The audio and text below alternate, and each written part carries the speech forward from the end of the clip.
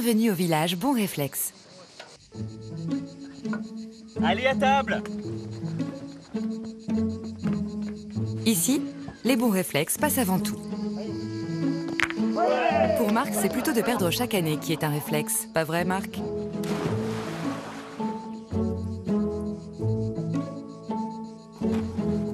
Et parfois, le bon réflexe, c'est tout simplement de penser aux autres. Passons un bon été avec les bons réflexes. Cet été, le virus circule toujours. Ensemble, continuons d'appliquer les gestes barrières. Besoin d'aide? 0800 130 000. Appel gratuit. Plus d'informations sur gouvernement.fr. Ceci est un message du ministère des Solidarités et de la Santé.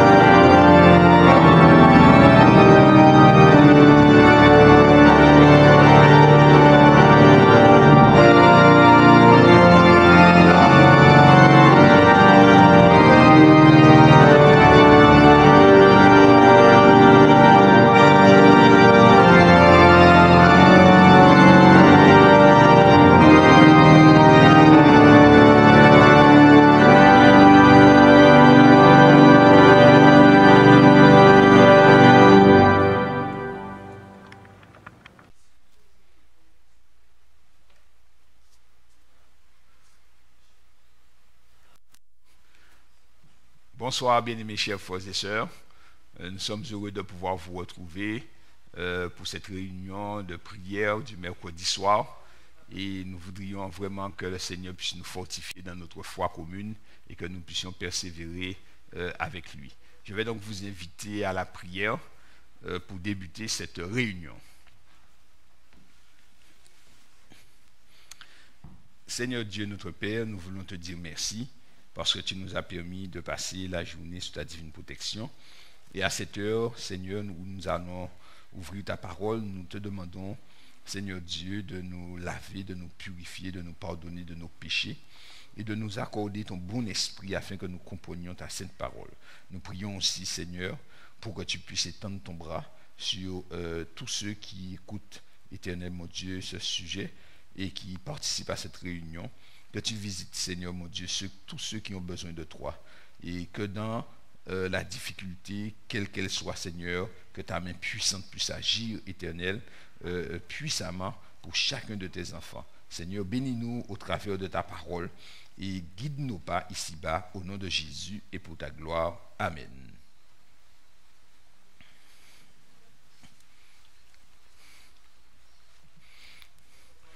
Ce soir, bien-aimés chers frères et sœurs, notre sujet s'intitule « Le toucher de l'ange ».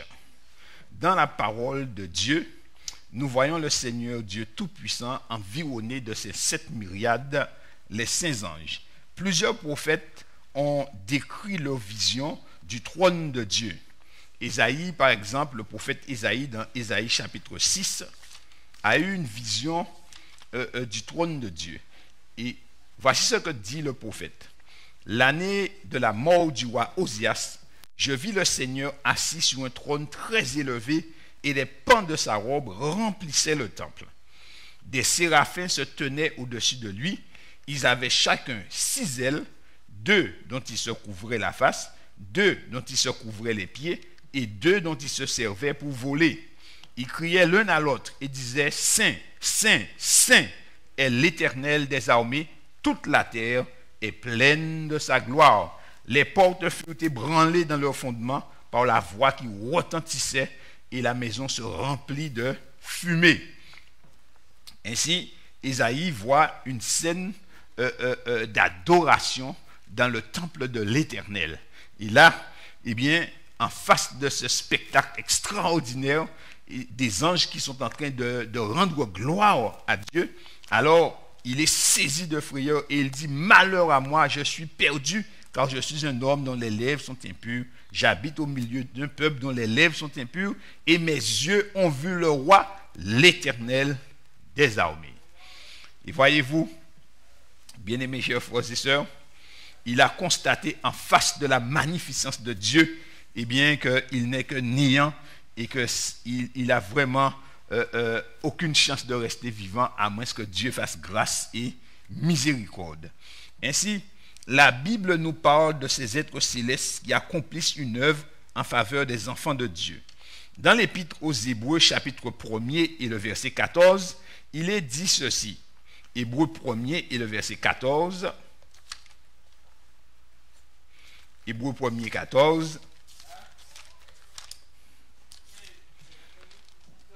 Il est dit, ne sont-ils pas tous des esprits au service de Dieu, envoyés pour exercer un ministère en faveur de ceux qui doivent hériter du salut?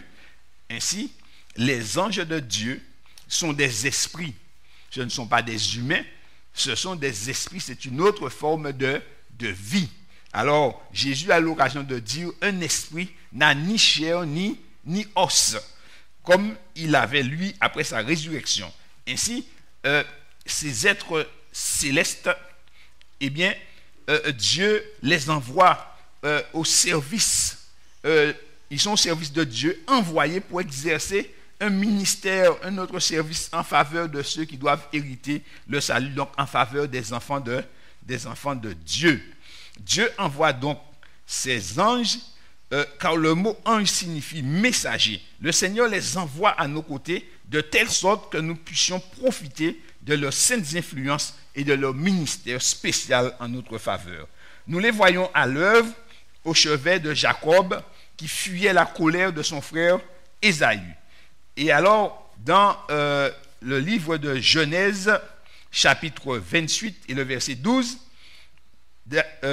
Jacob dit ceci: « Et voici une échelle était appuyée sur la terre, et son sommet touchait le ciel, et voici les anges de Dieu montaient et descendaient par cette échelle. » Ainsi, lorsque Jacob était dans un moment d'incertitude, il fuyait pour que Ésaü ne le tue pas, loin de sa famille. Eh bien, Dieu lui a donné un songe. Et dans le songe, il a vu une grande échelle et les anges de Dieu qui montaient et descendaient. Maintenant, nous savons que cette échelle représentait Jésus, qui fait le trait d'union entre la terre et le ciel, et le ministère des anges qui travaillent ensemble avec Jésus en faveur de ceux qui doivent hériter le salut. Ainsi, chers frères et sœurs,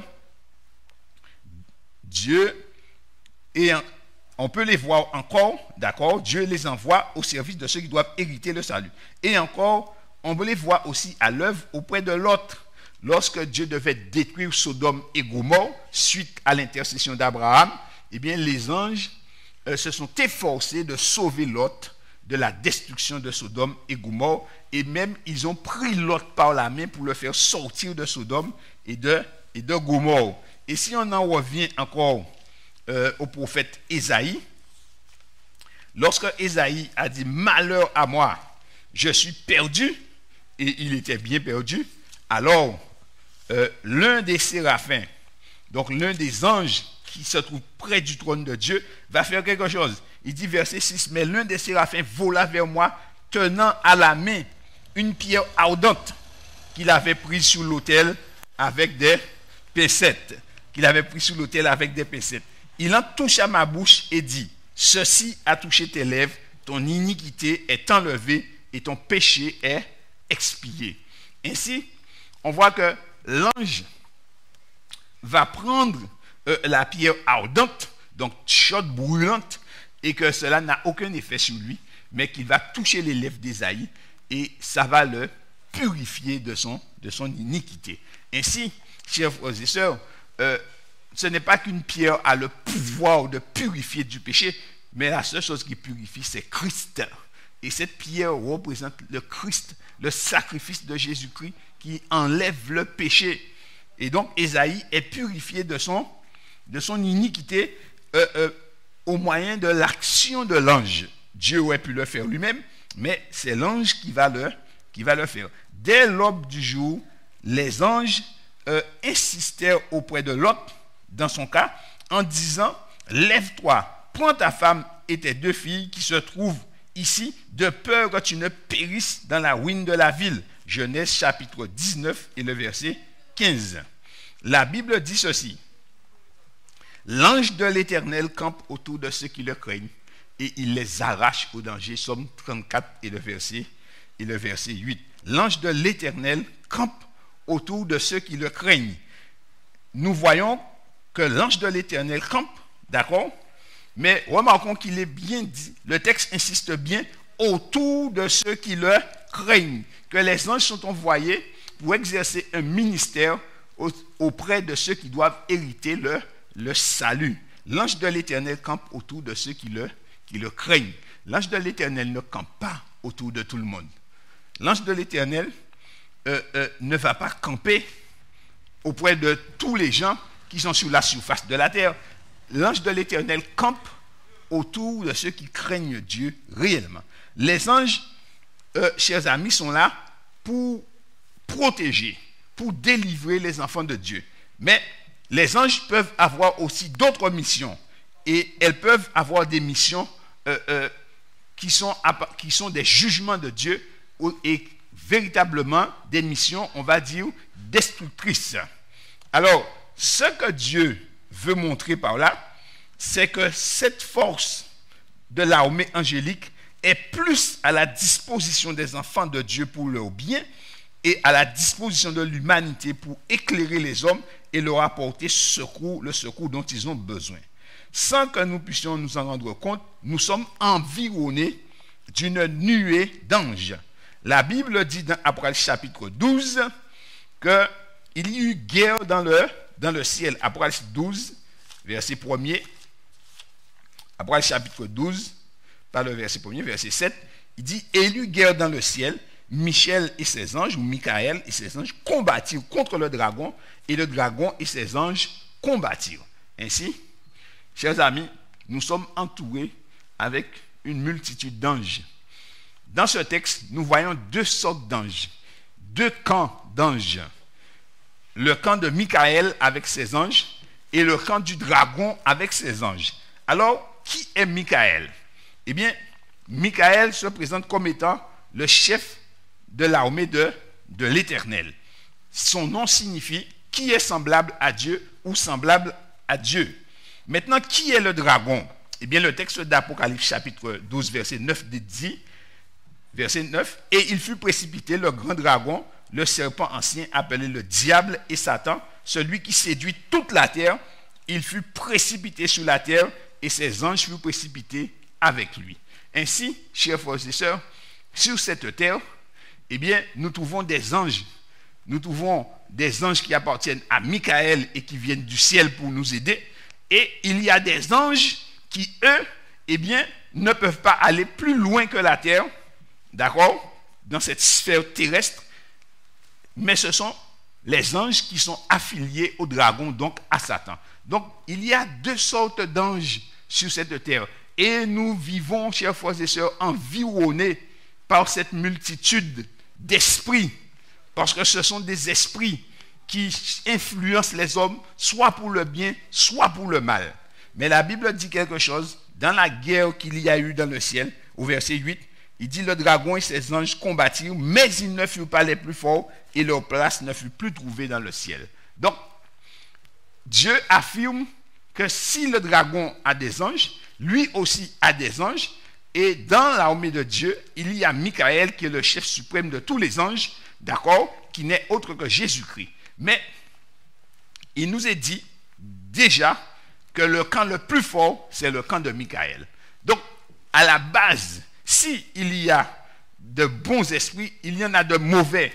Mais ce qui nous est donné comme assurance, c'est que les bons seront toujours vainqueurs. Mais attention, cela ne veut pas dire que nous devons nous comporter n'importe comment et croire que l'ange viendra systématiquement nous délivrer. La Bible dit, l'ange de l'Éternel campe autour de ceux qui le craignent et il les arrache au danger. Si nous avons la crainte de Dieu, Dieu combattra pour nous. L'ange combattra pour nous. Mais si nous n'avons pas la crainte de Dieu, eh bien, Dieu ne viendra pas combattre pour nous. Ainsi, on voit que Satan a des anges et que Dieu a des anges, et les anges de Dieu combattent ceux du malin. Ce combat spirituel est encore plus visible lorsque nous étudions la vie du prophète Daniel. Déjà, l'apôtre Paul lui-même aussi avait dit, vous n'avez pas à combattre contre le sang et la chair, Éphésiens 6 et le verset 18. Ainsi, on va voir dans le livre de Daniel, Daniel chapitre 10, ce qui se passe. Le prophète Daniel a eu une révélation de la part de Dieu et il cherche à en comprendre le sens. Alors Daniel va passer 21 jours à persévérer dans la prière. 3 fois 7 jours où il jeûne, où il prie. Alors, au bout de ces 21 jours, d'accord, il va y avoir un événement. Et Daniel dit, le 24e jour du premier mois, j'étais au bord du grand fleuve qui est Hidékel. Je levai les yeux, je regardais et voici qu'il y avait un homme vêtu de lin et ayant sur les reins une ceinture d'or d'Uphaz. Son corps était comme de chrysolite, son visage brillait comme l'éclair, ses yeux étaient comme des flammes de feu et ses bras et ses pieds ressemblaient à de l'airain poli et le son de sa voix était comme le bruit d'une multitude. Moi, Daniel, je vis seul la vision. Et les hommes qui étaient avec moi ne la virent point, mais ils furent saisis d'une grande frayeur et ils prirent la fuite pour se cacher. Bien-aimés, chers frères et sœurs, chers amis, il y a beaucoup de gens qui pensent que quand Dieu viendra, ils sont arrogants et ils disent, eh bien, ils auraient aimé voir Dieu venir pour voir. Si Dieu vient, ils ne pourront pas rester devant Dieu. Ceux-là ne l'ont même pas vu. Seul Daniel l'a vu, mais ils sont partis se cacher. Alors imaginez que Jésus revient bientôt et que nous ne sommes pas préparés. Alors nous ne pourrons pas rester pour accueillir le Seigneur. Nous irons nous cacher comme ces hommes. Ainsi, Daniel, lui, est resté. Il dit, verset 8, « Je restais seul et je vis cette grande vision. » Et quand il a vu la vision, qu'est-ce qui s'est passé? Les forces me manquèrent, mon visage changea de couleur et je fus décomposé et je perdis toute vigueur. Voilà un homme de Dieu qui voit une vision de Dieu. Il voit un homme et la vision de cet homme qu'il voit, eh bien, il est totalement décomposé. Il dit, j'entendis le son de ses paroles et comme j'entendais le son de ses paroles, je tombais frappé d'étourdissement, la face contre terre. Et voici, une main me toucha et secoua mes genoux et mes mains, et secoua mes genoux et mes mains. Puis il me dit, Daniel, homme bien-aimé, sois attentif à ce que je vais te dire et tiens-toi debout à la place où tu es, car je suis maintenant envoyé vers toi. Lorsqu'il m'eut ainsi parlé, je me tiens debout en tremblant. Daniel a été touché pour lui permettre de se relever. Il a été touché pour qu'il puisse entendre, qu'il soit capable d'entendre la parole. Et il me dit, Daniel, ne crains rien, car dès le premier jour, tu as eu à cœur de comprendre et de t'humilier devant ton Dieu. Tes paroles ont été entendues et c'est à cause de tes paroles que je viens. Mes amis, quand nous prions, Dieu entend. Dieu n'a pas besoin de 120 ans pour entendre notre prière. Il a dit, dès que tu as eu à cœur de comprendre et de t'humilier devant ton Dieu, tes paroles ont été entendues. Et il dit, à cause de tes paroles, je viens. C'est pourquoi nous devons mesurer ce que nous disons devant Dieu. Nous devons peser ce que nous disons à Dieu. Il dit, le chef du royaume de Perse m'a résisté 21 jours. Mais voici, Michaël, l'un des principaux chefs, est venu à mon secours et je suis demeuré là auprès du roi de Perse. Vous voyez, celui que Daniel a vu, l'homme qui était une apparence terrible, eh bien, c'est Michaël qui s'est déplacé. Parce que Gabriel n'arrivait pas à donner le message à Daniel parce que le chef de l'armée de Perse, ce n'était pas un homme. Un homme ne peut pas lutter avec un ange, mais c'était Satan lui-même qui voulait empêcher la réalisation de la parole de Dieu. Alors, il bloquait Gabriel et il l'a bloqué pendant 21 jours. Mais après les 21 jours, comme Satan s'est déplacé lui-même, alors Michaël s'est levé et il est descendu pour pouvoir libérer son messager. Ainsi, la présence même de Michaël, eh bien, Satan a dû prendre la fuite et laisser le champ de bataille. Et là, Gabriel peut faire son service. Et regardez, Daniel dit, tandis qu'il m'adressait, verset 15, ces paroles, je dirigeais mes regards vers la terre et je gardais le silence. Il est groggy.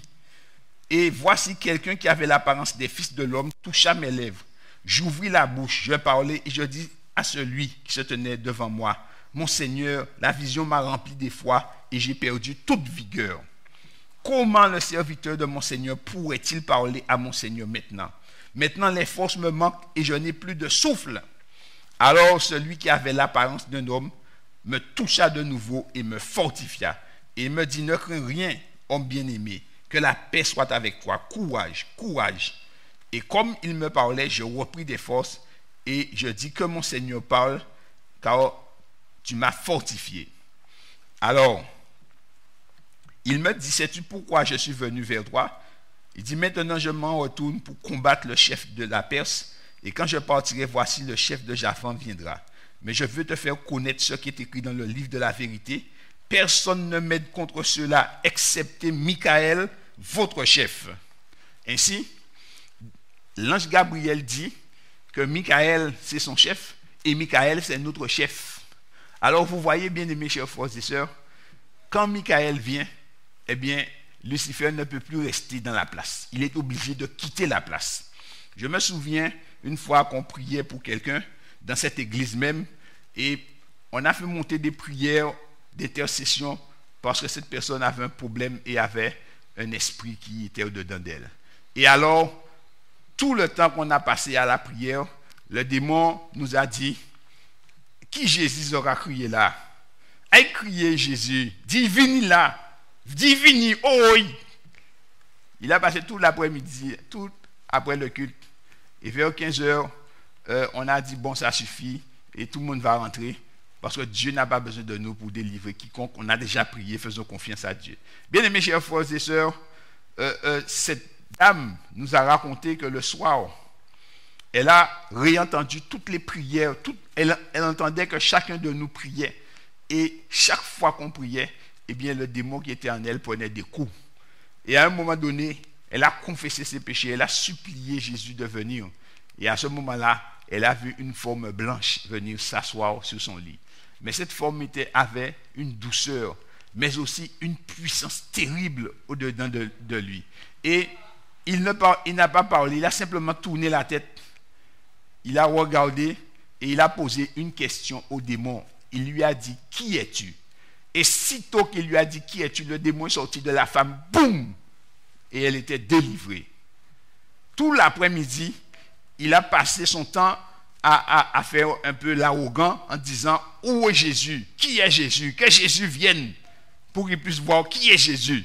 Mais le soir, quand Jésus est descendu et que Jésus lui a demandé qui il est, il n'a pas fait une seconde de plus sur la place. Mais bien aimés chers frères et sœurs, Michael, c'est notre chef, c'est le chef de l'armée angélique.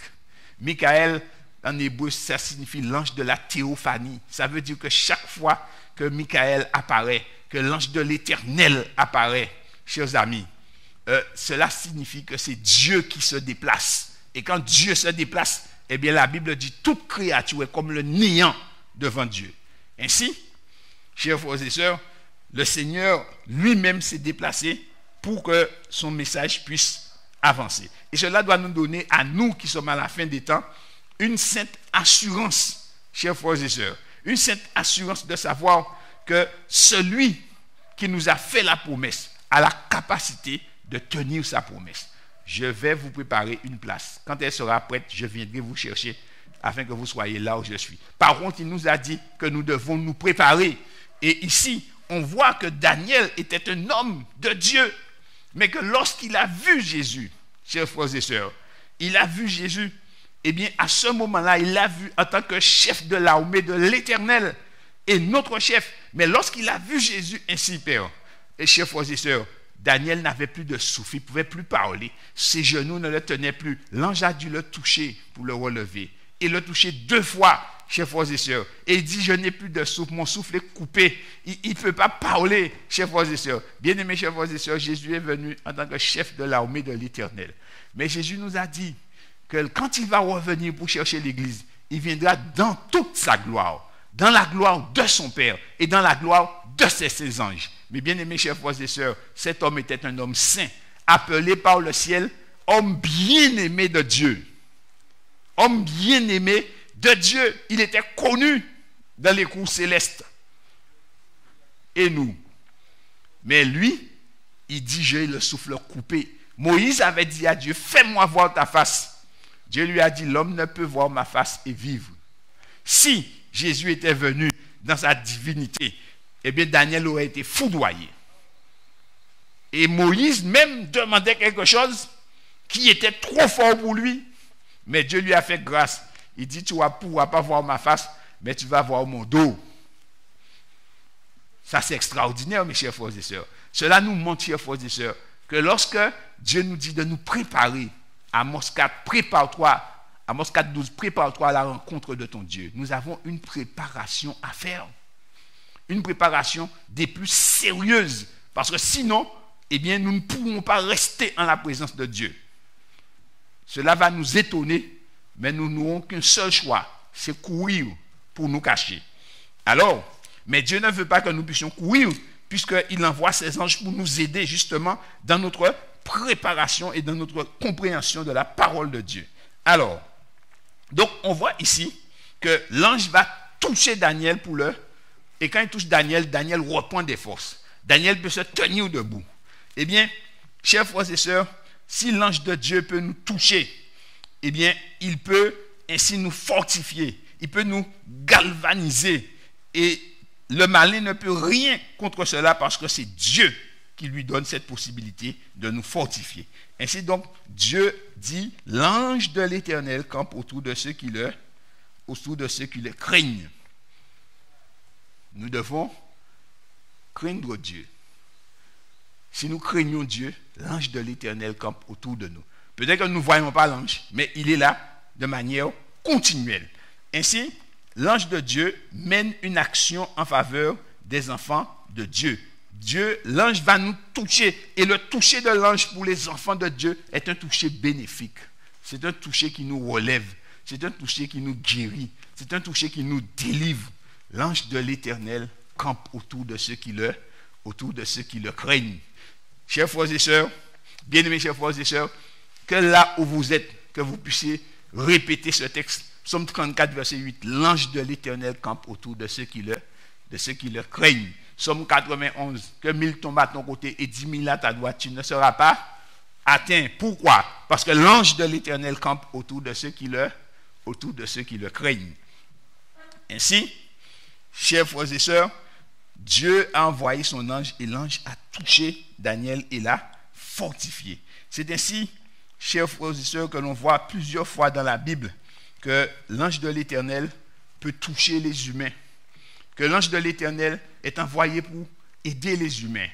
Rappelez-vous, lorsque Élie était dans sa dépression dans le désert et qu'il voulait mourir, Dieu a envoyé un ange qui l'a touché et qui lui a dit « Lève-toi et mange, car le chemin est trop long pour toi. » Et Élie a regardé, l'ange est venu, non seulement il a touché Élie pour lui dire « Lève-toi et mange », mais l'ange a apporté de l'eau, il a apporté du pain pour Élie. Donc l'ange a fait la cuisine pour Élie.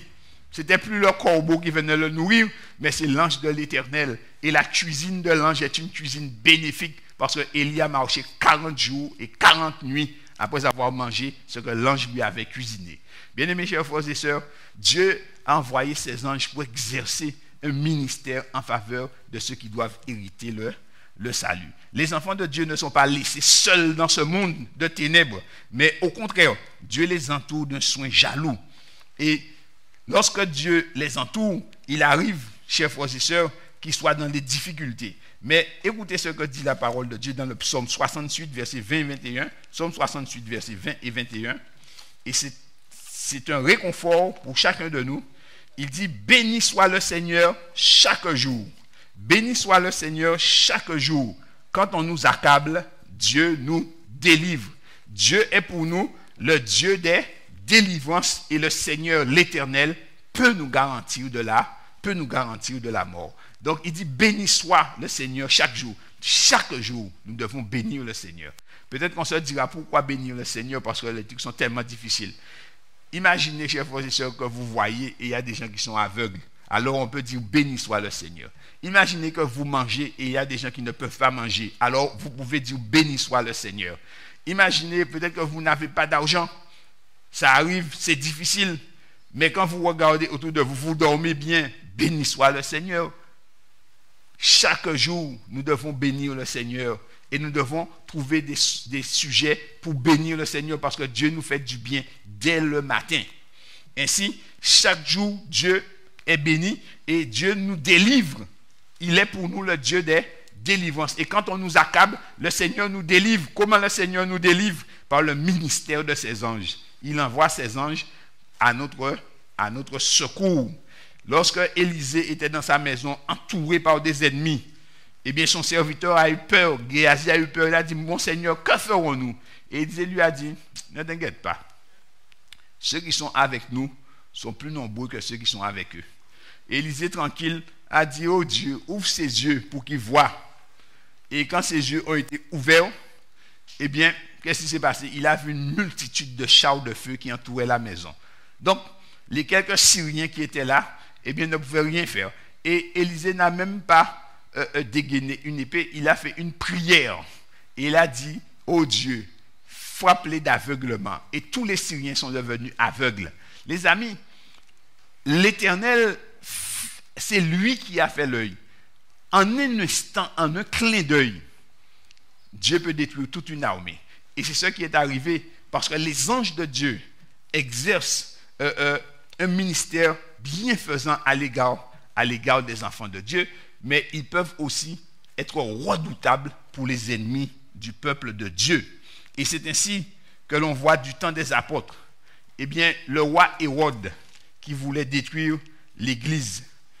Hérode a décidé, il a tué Jacques.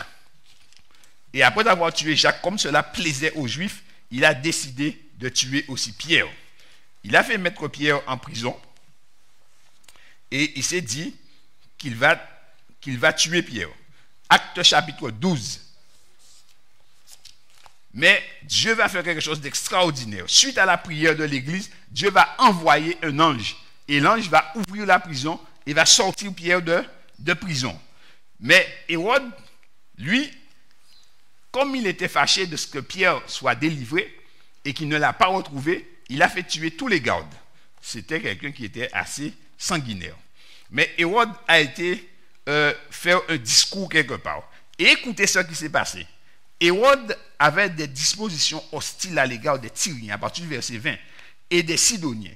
Mais ils vinrent le trouver d'un commun accord, et après avoir gagné Blaste, son chambellan, ils sollicitèrent la paix parce que leur pays tirait sa subsistance de celui du roi. À un jour fixé, Hérode, revêtu de ses habits royaux et assis sur son trône, les harangua publiquement.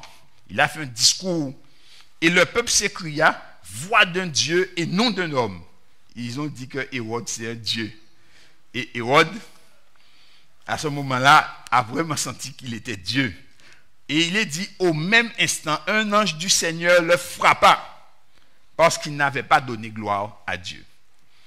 Voyez, l'ange qui a délivré Pierre, eh bien, il a frappé Hérode, il l'a touché. Vous savez que cet ange-là, c'est aussi l'ange Gabriel qui est venu délivrer Pierre. Et c'est lui qui était avec Daniel. Il a fortifié Daniel en le touchant, mais lorsqu'il a touché Hérode, qui était ennemi du peuple de Dieu, regardez ce qui s'est passé. La fin du verset, il dit, « Un ange du Seigneur le frappa parce qu'il n'avait pas donné gloire à Dieu. » Et la suite, et il expira rongé des vers. Les vers ont rongé Hérode tout vivant. Les amis, quand des gens se lèvent contre le peuple de Dieu, alors l'armée de l'Éternel, les saints anges se mettent en rang serré pour combattre pour le peuple de Dieu. Égard à ceux qui lèvent la main sur les enfants de Dieu. Dieu a toute une armée d'anges. On ne sait pas combien ils sont, mais il y a des milliards d'anges disposés et disponibles pour le service de Dieu, pour délivrer les enfants de Dieu. Ainsi, en tant qu'enfants de Dieu, eh bien, nous bénéficions de ce ministère de bienfaisance des anges à notre égard.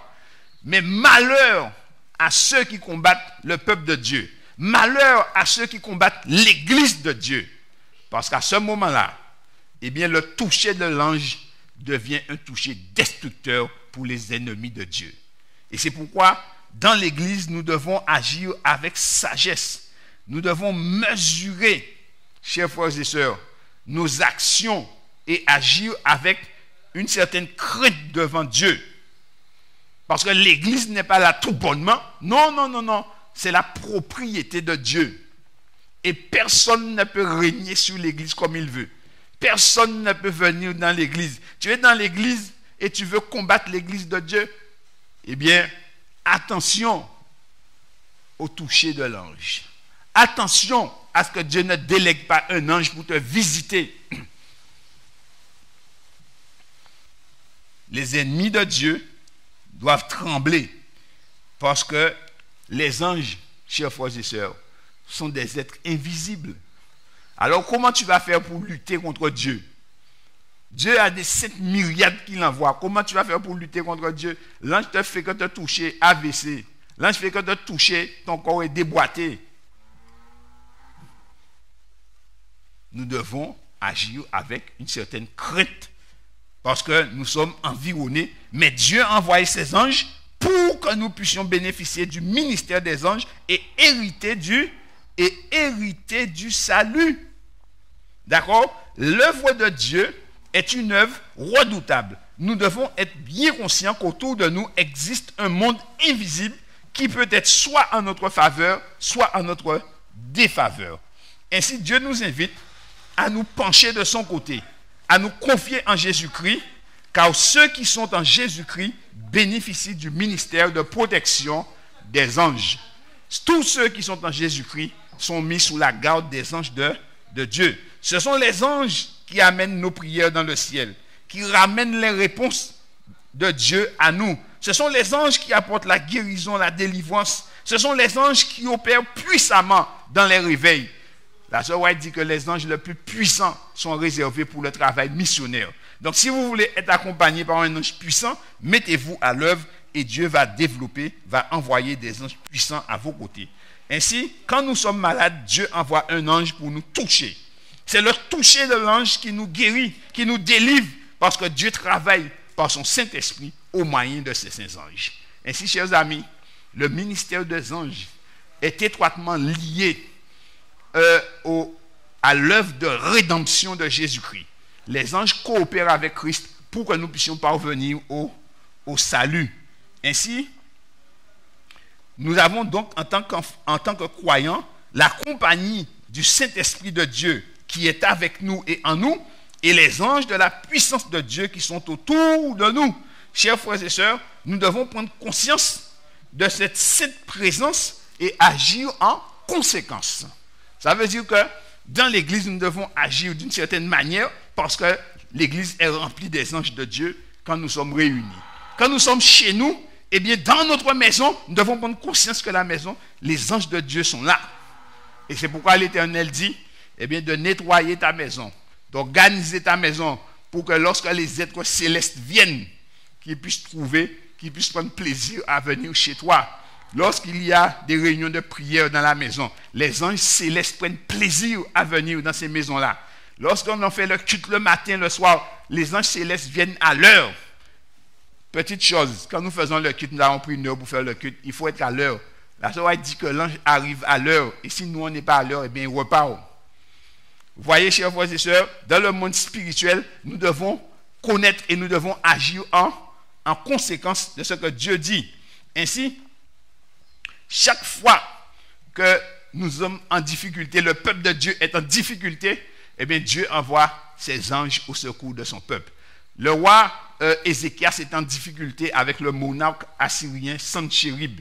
Sanchérib, c'était ce qu'on appelle un arrogant, un petit mal élevé. Sanchérib s'est levé et il a osé dire, il a besoin de voir quel Dieu qui va le délivrer. Et c'est ce que les gens disent. Les gens qui sont dans toutes sortes de choses occultes, ils pensent qu'ils sont tout puissants. Et ils disent, même si tu vas à l'église, qui bon Dieu qui a sauvé vous? Eh bien, chers amis, quand il y a de telles paroles, eh bien, Dieu relève le défi et Dieu délègue ses anges.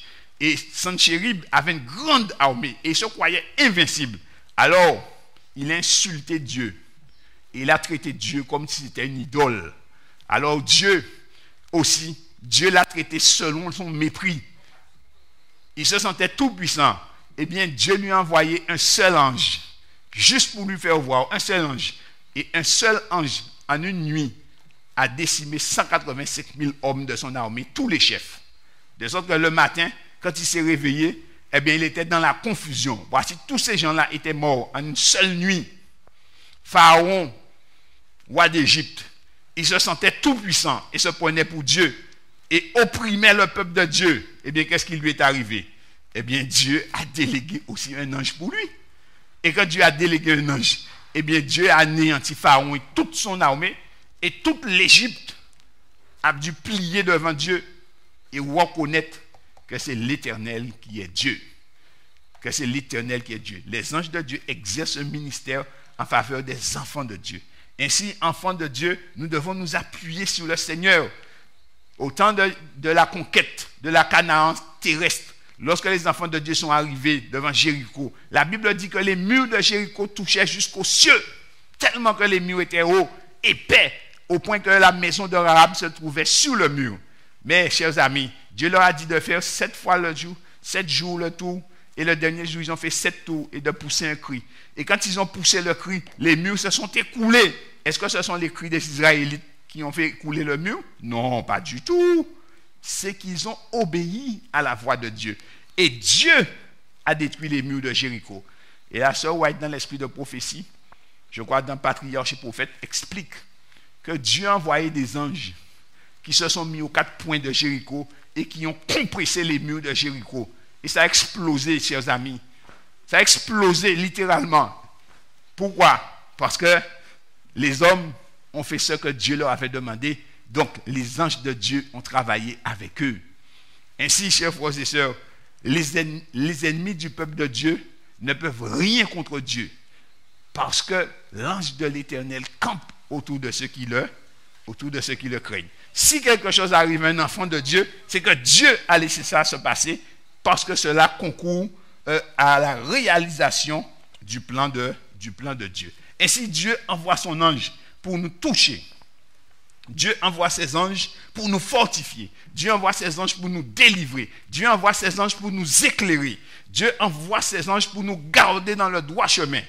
Dieu envoie ses anges contre ses ennemis, contre les rebelles, contre les méchants, contre ceux qui veulent détruire l'église de Dieu. Alors là, l'ange ne vient pas pour les toucher de manière bienfaisante, mais l'ange vient pour exercer le jugement de Dieu sur eux. Ainsi, chers frères et sœurs, les enfants de Dieu peuvent se reposer sous l'abri du Très-Haut et se coucher à l'ombre du Tout-Puissant parce que Dieu envoie l'ange de l'Éternel. Ce soir, bien-aimés chers frères et sœurs, Jésus nous a dit que lorsqu'il reviendra, il reviendra avec tous les anges du ciel. Lorsque les hommes vont regarder que la trompette va sonner, eh bien, que le ciel va se rouler comme un livre, ils vont regarder et on va voir des milliards de têtes qui regardent les humains. Ce spectacle sera un spectacle extraordinaire pour les enfants de Dieu. Ce jour-là sera un jour extraordinaire. Mais ce sera un jour de confusion totale pour les ennemis de Dieu. Ce jour-là, bien-aimés chers frères et sœurs, nous devons nous organiser pour ne pas être dans la confusion. Nous devons nous organiser pour que ce jour-là soit un jour d'allégresse pour nous. Aujourd'hui, les anges de Dieu sont là. Certains sont visités par les anges de Dieu. Et tous les enfants de Dieu, l'ange de Dieu campe autour d'eux. Si nos pieds ont dévié, eh bien nous devons nous confesser. Nous devons demander à Dieu de nous pardonner et que l'ange de l'Éternel reprenne sa place auprès de nous. Nous devons nous humilier, chers frères et sœurs, car quand nous nous humilions et que nous confessons nos péchés, eh bien notre prière est entendue en haut. Et à cause de notre prière, Dieu envoie ses saintes légions. Quel que soit ton cas, si Dieu voit que ton cas nécessite un ange, il enverra un ange. Si ton cas nécessite de vider le ciel, il videra le ciel pour délivrer un seul enfant de Dieu. Et si ton cas nécessite que Michael se déplace, alors Michael se déplacera lui-même pour régler ton problème et pour te mettre en liberté. Dans Daniel chapitre 10, chapitre 12, regardez ce qui est dit. Daniel chapitre 12, il dit, en ce temps-là se lèvera Michael, le grand chef, le défenseur des enfants de ton peuple, et ce sera une époque de détresse telle qu'il n'y en a point eu depuis que les nations existent jusqu'à cette époque. En ce temps-là, ceux de ton peuple qui seront trouvés inscrits dans le livre seront sauvés. Ceux qui marcheront dans les voies de Dieu sous la garde des saints anges seront sauvés. Mais il dit quand Michael se lève, c'est la détresse dans le camp ennemi. Quand Michael se lève, c'est la défaite pour Satan et ses anges. Quand Michael se lève, eh bien, il n'y a ni roi, ni chef, ni scientifique. Il n'y a aucune autorité quand Michael se lève. Tout le monde plie de A à Z.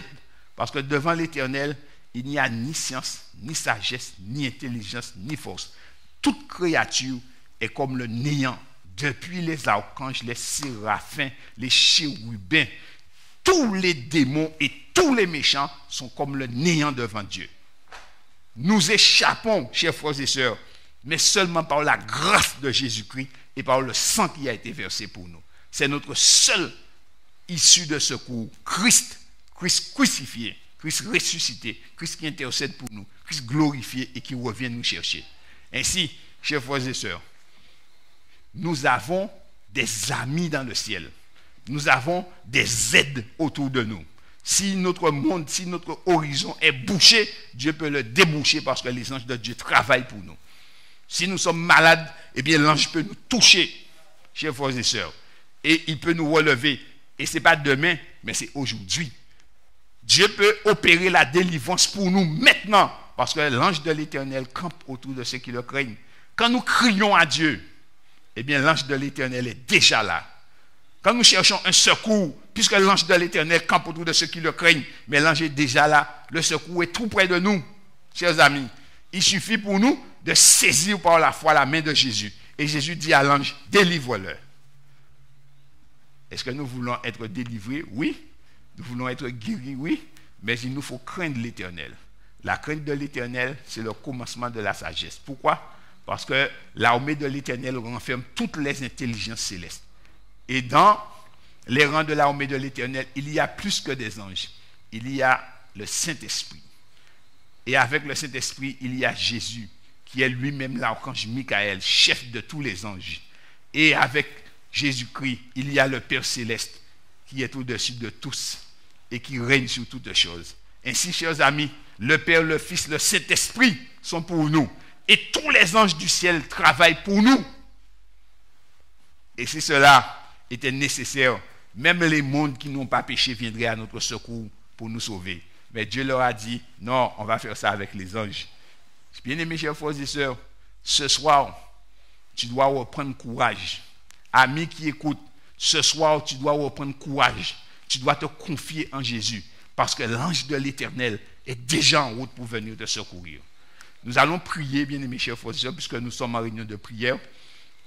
Et tandis que je vais prier, alors fais acte de foi et demande à Jésus que l'ange de l'Éternel puisse te toucher et que tu puisses obtenir ta guérison, ta délivrance, que ta situation puisse être débloquée et que la puissance de Dieu se manifeste dans ta vie, dans la vie de ta famille, dans la vie de tes enfants, parce que l'ange de l'Éternel campe autour de ceux qui le craignent. Et le chef des anges, c'est notre chef, Michael, qui n'est autre que Jésus-Christ. Alors nous allons prier, bien-aimés, chers frères et sœurs. Seigneur Dieu, notre Père, nous venons à toi tel que nous sommes. Nous sommes heureux de savoir qu'autour de nous, il y a un monde invisible.